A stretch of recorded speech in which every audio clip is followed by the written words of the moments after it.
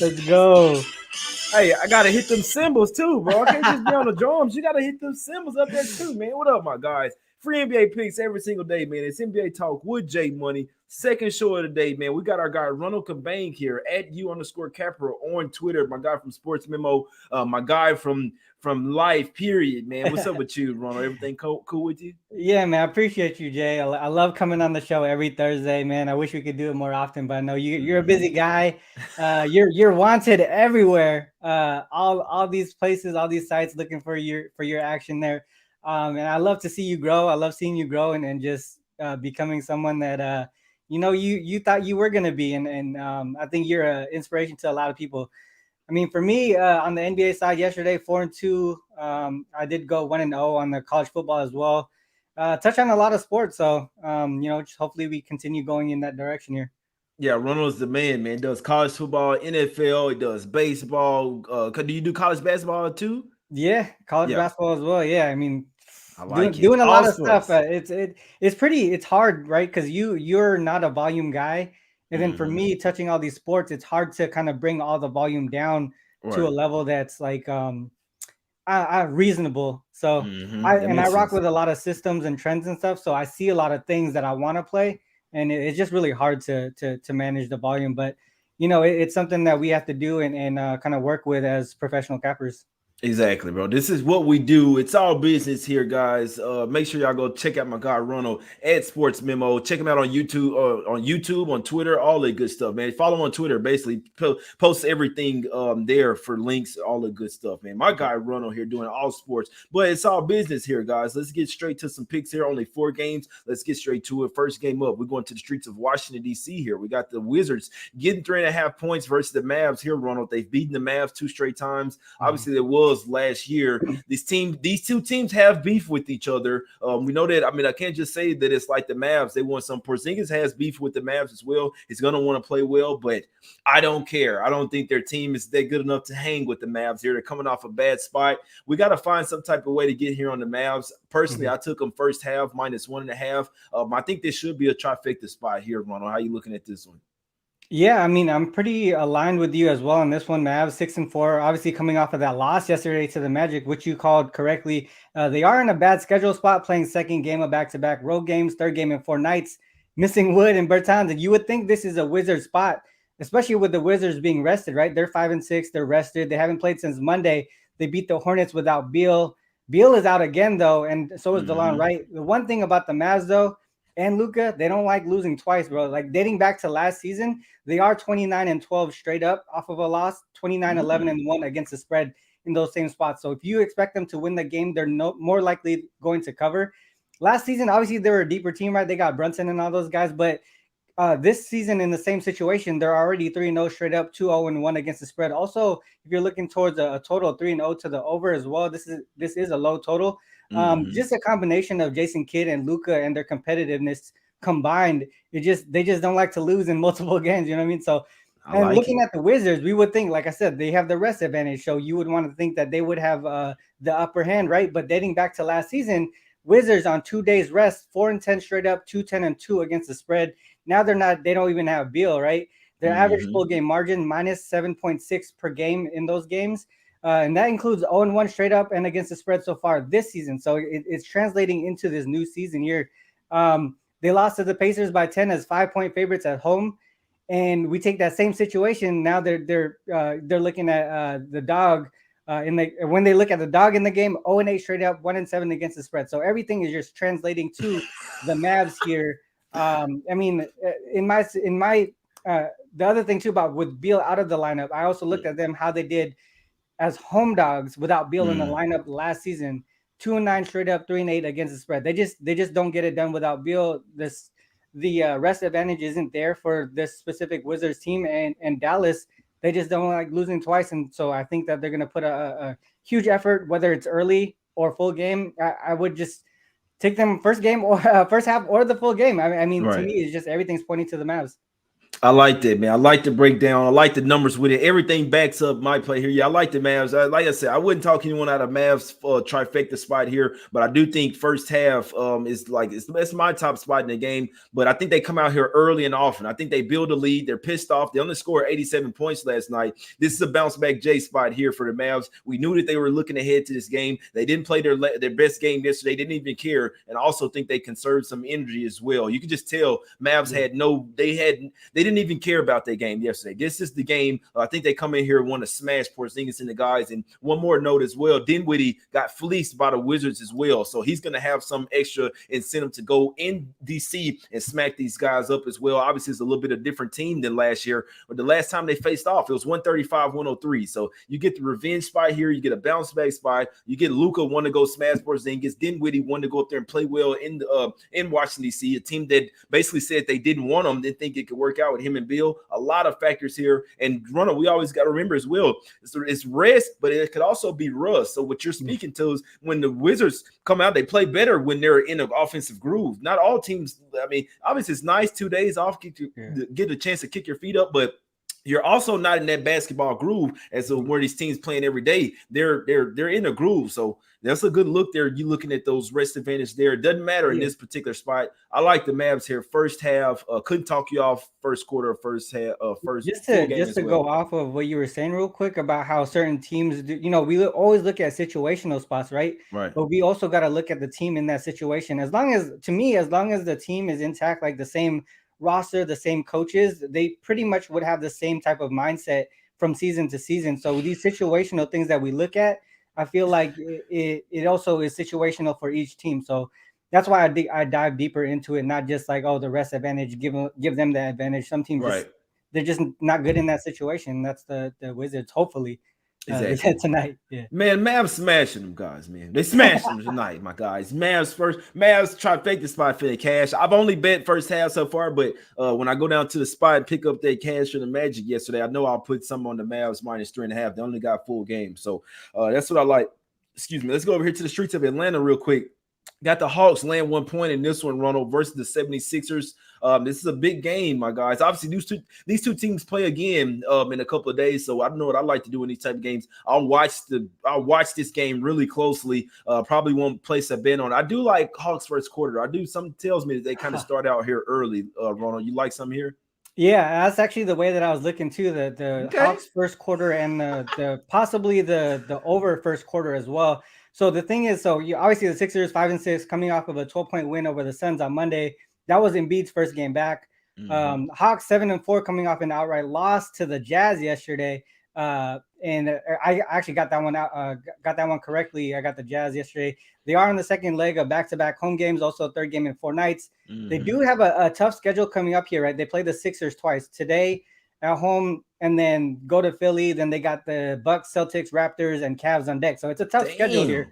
But from an injury perspective, we know Harden is out for the Sixers. And I just saw PJ Tucker was downgraded to questionable before the show. What we need to really worry about, I think, in my opinion, is are the Hawks going to sit anybody too? Because they've been one of the teams that I've seen or noticed that they do a lot of load management themselves, especially with both DeJounte and Trey on the roster now. They can manage that. They're able to manage that because they can replace each other. Right. But obviously I want to the lineup confirmations before I make any actions here. But I think the Sixers, they're a lot better with Harden in the lineup. When I was looking at their net rating with Harden off on the lineup, in the lineup and without him, it's like a 6-point gap between it. And I think they beat the Suns without him, because the Suns were on the first game of a 4-game road trip. They went from Phoenix all the way to Philly. Another thing is, if PJ is for sure out of the lineup, that's going to slide Niang into that power forward spot, right? Niang and Maxey, they're negative. They're actually both negative in the defensive box score plus minus. And then Trae Young and DeAndre Hunter, they're also terrible defenders as well. So that's why I was looking towards that first quarter over. But I would also lean just towards Atlanta in this spot with everything that's going on with Philly, with Harden out, and then Maxey also struggled in the last game. I think Atlanta, they're really, I believe they're actually pretty good at defending the point guard because DeJounte is a really good perimeter defender. So to me, I would look only towards this first quarter. towards Atlanta and also to the over. But that would only be if you get the normal Atlanta starters and if PJ Tucker is out. Yeah, I see both of those happening. I don't see why the Hawks should rest up.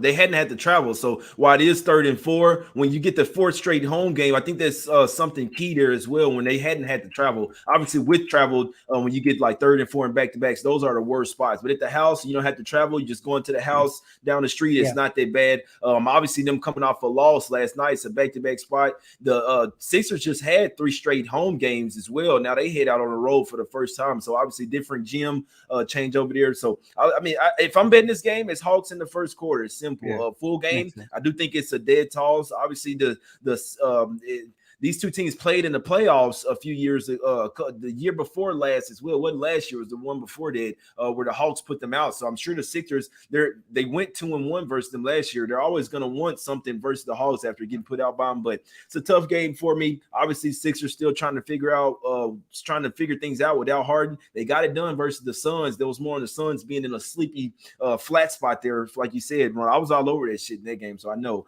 But yeah, in this one, Hawks first quarter would be the look, in my opinion, and I couldn't talk you off that first quarter over as well. I do think PJ Tucker getting downgraded, that's probably saying that he's just kind of taking the game off, but I don't see the Hawks rest anybody. Trae Young had an eye contusion, and then he had a shin as well. So we hadn't seen DeJounte Murray rested much, so hopefully it doesn't happen today, but Hawks first quarter, how I look at that one. Ronald, let's go over here to the streets of Miami. We got the Heat laying 10.5 points versus the Hornets. Back-to-back spot for the Hornets. Ran out of gas last night versus the Blazers. Now, can the Heat, can they find some versus the Heat, or Heat smack them up here? Yeah, I mean, the Hornets, they look terrible right now. They really do need LaMelo and Hayward in that lineup. 3-9 on the season. They lost 6 straight, including that Blazers game last night, like you mentioned. This is just a bad spot for them. They're playing second leg of back-to-back home to road games. Miami here, on the other hand, 4-7 this season. They have lost 2 straight. I mean, if you guys watch any of my shows on the other channels, like, you'll know that I was really down on this Heat team. I think they're probably a play-in team at best this season. Their roster makeup is just not what it's used to, and they're really still trying to find their identity, because they're supposed to be like a defensive squad, right? All Spoelstra teams are defensive teams. Now you plug in Harrell into that lineup, and you lose that grit from PJ Tucker as well. Right. I mean, it's just tough for this Miami team to turn around. But I think today is that spot where they get right. I think it's.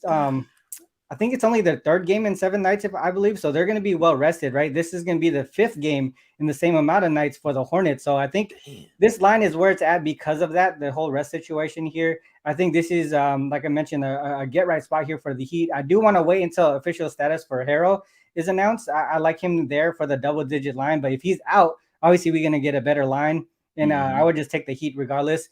These guys do play back-to-back games against each other, right, in Miami. This is a likely scenario. I was talking to you right before the show, but I think the Heat smack the Hornets tonight. They play soft on Saturday since they know they already beat them so easily, and then the Hornets catch the Heat looking ahead to the Suns on Monday. That's the scenario that I'm thinking about. Also on Monday, hot take, maybe that's the day Crowder gets traded to Miami. I don't know. Okay, all right. So that's what I'm thinking. Look, NBA news there. Yeah, right. A trend dating back to last season as well that backs the Heat here. When the Heat play the same team in back-to-back games, they're 8-1 straight up, 7-1-1 against the spread in the first game if they're the home favorite, and that's the situation they're in tonight. In those 8 wins, their average margin of victory is 16 points. So I'm not afraid of that double-digit line here. They had 1 game already in that situation this season. They pushed on that line though at -3. They beat, I think it was the Raptors that game, but the Heat were on the 2nd game in back-to-back nights. So now they got 2 days rest, playing a weak team here in the Hornets. So to me, I would just look towards the Heat here, but definitely waiting for the Harrell news to get a proper line. Yeah, that's a good point there. Heroes in there. It may go up a little bit or may not, but regardless, off 2 straight losses as well. Like you said, they have the major rest advantage. Only 3rd game in 7 days. 5th game in 7 nights for the Hornets, plus back-to-back 3rd and 4. Obviously, they didn't have to travel. They did come off 3 straight home games, but still, they exerted a lot of energy last night. They finally got Rozier back, but like I say, Dennis Smith Jr. still a little banged up. I'm not a fan of this Hornets team right now. I'm telling you right now, I'm not betting the Hornets. So it's lean Heat. It's Heat or nothing for me here with all the points that Ronald spilled out there. I mean, this one should really be where the Heat in the second half really blows this team out. So I feel like if you like the Hornets here, if they have anything, it'll come in first quarter, first half. Second half, especially fourth quarter, should be all Miami Heat. Definitely Hornets probably run out of gas in this one. And what we see teams do, they kind of give up on the game. It's only one game of the season, right? And the Hornets, they're not going to win many games anyway. So I could see them kind of getting down by double digits and kind of just letting go of the game. Wouldn't be a bit surprised to see the Heat smack them up here, my guys. Last game up here, my guys. We're going over here to the streets of New Orleans. Got the Pelicans laying 6.5 points versus the Blazers here, Ronald. Now, here we have both teams looking at fifth game in 7 nights. So I want to ask you a question. When both teams are fifth game in 7 nights, do you think that helps more towards the over, less defense, or more to the under, a little bit slower pace, more half court type of game?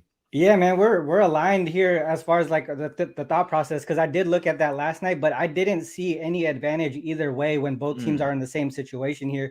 Obviously, the Blazers coming into this one on a 2-game winning streak, right? They took care of the Hornets last night. They are 8-3 on the season. I think a lot of people are surprised by that. Really, it's their depth that has put them in this situation here. They are, like you mentioned, second game of back-to-back road games, fourth road game in a row out of 6. So they still got 2 more road games after this. Third game this in the 4 fifth nights. one. Is it their fifth one? Yeah, okay, this the fifth. The last one they've had 4 already. Then the last one is versus Dallas. So yeah, this is the fifth road game. Okay, got you. And then third game in 4 nights, fifth game in 7 nights. Those situations are similar to the Pelicans here. It's just I just think it's tired legs all around. But the fact that you got Nurkic and Grant who sat out yesterday, right? They were. I think they set out on purpose, though. In my opinion, I think they looked ahead to this game. I think they knew they were going to be able to take care of business yesterday, and was like, "Yo, this game here is more important, right? You got the conference game, another team that's considered a playoff team in the Pelicans here, right? So, I think they are going to play tonight, Nurkic and Grant, and that's going to be a huge. I think that might be able. I think that would move the line, because right now they're still questionable in game time decisions. So I don't think it's baked in that they're playing yet. That's my thought process, but. So if you think they're gonna play, I would say take the Blazers right now as soon as you can. The Pelicans 6-5. They're in, like we mentioned, same situation here. Third game in 4 nights, fifth game in 7 nights, and after the Pacers lost. So this is what happened with the Pacers lost, and why I took the under yesterday is because I was just listening to Coach Green about in the post game presser, and he basically said they were not focused and they gave a weak effort defensively. Basically alluding to the fact that they were looking ahead to the game yesterday against the Bulls, which they ended up winning outright, right? So I think they put a lot of effort into that game yesterday, especially after looking ahead off the Pacers game. So with Nurkic in, Grant in, and the extra rest that they have compared to the Pelicans, right? I would say Portland get the points there. Maybe look towards the under. I don't know, but to me, it would probably be the Blazers here in this spot. Yeah, that's a good point. And like I said, I'm not a total better as well. Just the way I'm looking at the game, I do think it's a little bit of a high spread for the Pelicans as well, because they come off 3. Even though this is a home game and this is the start of a homestand, they still played 6 of their last 7 games on the road, guys. And 2 of those games went to overtime as well. So they've been playing a lot of games. They're only 1-4 against the spread last 5 games. The Pelicans are. So when you have 2 teams coming in the same situation, and you got a couple of starters that's rested for the Blazers, I couldn't talk anybody off taking the points in this game as well. And it's basically just going with taking the dog in this situation with both teams 5th and 7. I'm pretty sure if we look at it, probably the dog, especially like over 5 points, over 2 possessions, 5-6 points, is probably the more profitable one, because you're just taking that cushion on either side when we don't know which team is really going to run out of gas here. So just the way I look at it, I see maybe a little bit less running and gunning in this one. If you play 5th and 7, you're traveling all over the place. I see it being like, I know what I would do. I'm slowing the game down a little bit. I'm kind of walking the ball up the court. I'm not running because you're fatigued already, right? So it could mean play less defense. That's why I'm not a total better, because they're so fickle. But it could mean less defense, but it also could mean less pace as well. And if that pace is slower, you're definitely going to get it under here. And it also, last thing I'll say, this could be a playoff type of game as well, with Dame going up against CJ. Obviously, and you got guys like Josh Hart that played for the Pelicans as well. So these are two teams that can play some defense. And I feel like the Blazers have been winning with their defense as well. For their last 5 games have went under the total, and 5 of their last 7 as well. So I still lean under here with lean Blazers as well. My real quick to just tack on to what you were just mentioning, Blazers do play with one of the slowest paces in the league. I think they're 27th in pace, top 10 in defensive rating. I know New Orleans, their defensive rating, I think they're like in the middle of the pack as far as like full season. But if you look at how their roster is made up, or their last few games, their roster was actually rotating, because you had Brandon Ingram out in a few games, you had Herb Jones out in a few games. So in those games, they actually went above, like they went on the overs. But if you put them into that lineup, they're actually their starting lineup is actually one of the better defensive teams in the league. So that, I think, in my opinion, I like that under as well, just in a similar thought process as you. Real quick on that CJ motivation, I think there's motivation on both sides. You kind of talked about it, Josh Hart on that side. Also, Simons, right? He was the guy to replace CJ, so he also needs to prove himself, right? So there's motivation on both sides. I don't think it's just CJ in this spot. So to me, it's not one-sided motivation at all. You look like you got the Portland Trailblazers jacket on over there as well, man. So hey, if you like the Blazers, against the Bookies, no, I love the shirt. I love the shirt. I was just saying it looked like you got the Portland Trailblazers like kind of jacket on, man. So hey, if you like Portland, it seems like Ronald kind of the Blazers colors for sure, man. But, hey, let's get to this commercial, my guys. Obviously, you guys know, man, we're partnered with Wager Talk, man. We got a nice promo code for my guys Ski and Ralph, man. Check it out. Up 192 units over the past 365 days. Ralph Michaels and Akeem Profit to that number 1 and number 2 in NBA profit combined. Sitting in number 1 is Ralph Michaels at 107 units, and right behind him in number 2 is Akeem Profit picking up 86 units. For a limited time, you can get 7 days of NBA picks from both Ralph Michaels and Akeem Profit for only $69, coming out to less than $10 per day or less than $5 per day per handicapper. This special discounted price includes all NBA client releases over the next 7 days, including any rare 5% NBA best bets, generally priced at $35. You don't want to miss out on this 2-for-1 from our number 2 and 1. Yes, sir. Go check it out. You can get 2 of them for the same price. It's the Ralph and Ski. You don't even need a promo code. Go check us out, wagertalk.com. Also, we got my guy Ronald here from Sports Memo. He does all sports, man. So you guys go check out Ronald over there at Sports Memo as well. Ronald, what you got going and any plays for today, my brother? Yeah, so I did give out the Mavericks to my clients yesterday at minus 3.5. I think I'm probably going to ride with you on that first half, dude, because a lot of the numbers are pointing in that direction anyways. Other than that, dude, I'm just leaning towards a lot of the things that we mentioned earlier, right? Hawks first quarter, Hawks Philly over first quarter as well. The Heat full game, and then looking towards the Blazers and the under. Obviously, I'm not going to play all of those. I'm probably going to do more work into. I want to also look at the lineups and all that stuff to make sure that we're getting the right line, the proper line, and make sure that we're looking at the proper lineups that who's going to play. So a lot of these teams here tonight, I'm worried about load management, injury management type stuff. So I just want to wait until those lineups are solidified first before I play anything. Other than that, man, just the Mavs full game to the clients. I am Sports Memo's number 1 NBA capper all time profit wise. Since I've only been with them for like 2 seasons, so it's something that I'm proud of, obviously. And I've been rocking with you for not even a year yet, man. I think it's coming up on a year, really. And just being on the show, learning from you and a lot of the other cappers over at Wager Talking and Sports Memo. I'm just blessed to be in the position I'm at, man. So yeah, man, just thank you for having me on.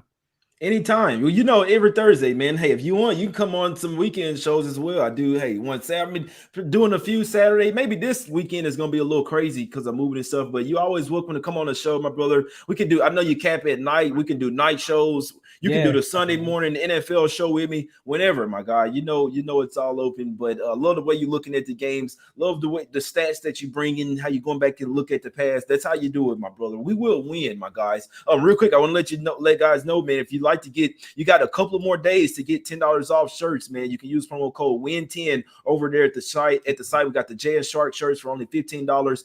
Still have plenty of Smack City, Us Against the Bookies, and Let's Get Some Cash shirts. And you also get a free pair of shades as well. So go hit the website, jmoneyismoney.com. You use promo code WIN10, man. For me tonight, I'm on the Mavs, -1.5. First half official play. I'll tell you, I'll probably end up on Mavs full game as well. I like that one, but right now, official play, Mavs first half, top play of the day. Couldn't talk you off first quarter as well. I see a trifecta spot coming from the Mavs today. Luka Dinwiddie coming in here the ball.